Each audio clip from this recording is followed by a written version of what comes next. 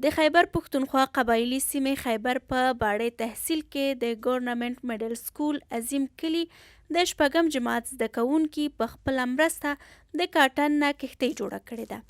چې نورو زده کوونکو یې په لیدو د خوشحالۍ څرګندونه کړې ده. د کښتۍ جوړونکي طالب العلم وحدت نیوز سره په خبرو کې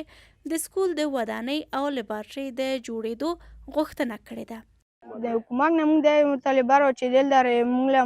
هغه اوبو تنظیم وشي، د پاکو تنظیم وشي، موټرې جوړه شي او دا سکول جوړ شي زر تر زره. هلته ګرمي مارونه چې په موږ سره نه شانسې شته، نو پاکي شته چې هسې اوس ګرمي هغه شو که نه، او اوبه هغه هم نشته چې حکومت نه موږ دا مطالبه راوړو چې دا سکول زر زر جوړ شي او دغه هغه جوړ کړي. د سرکاري میډل سکول عظیم کلي یو څوکیدار هم وحدت نیوز سره په خبرو کې ویلي د سکول ودانۍ نشته او نه هم دلته لبارټرۍ شته. جاز جی هم لا پکو دي چې کم از کم موږ لا یو سیاسي د یو کمره جوړه شي چې هغه لبارټرۍ ته ویلی شي، پاکې مطلب چې موږ سره ښه قابل استادان شته، تجربه کار دي چې هغه وړ کلاب کې مختلف قسم ماډل یو شی بل شی هغه تجربات کوي و هغه په ذهن کې و هغه په کور کې بیا دا ټرای کوي، بیا سبا یې راشي استاد یې سره څه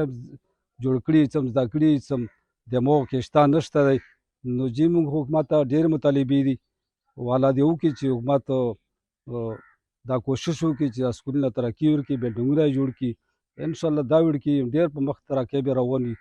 د متعلقه سکول استادانو او طالب العلمانو د تعلیمي د ضلعې انتظامیې نه غوښتنه کړې ده چې دوی ته د تعلیم اساني ورکړی شي. د قبایلي ضلع خیبر نه ملګري ریپورټر ذاکر افریدي سره نجیبه سباون، وحدت نیوز، پېښور.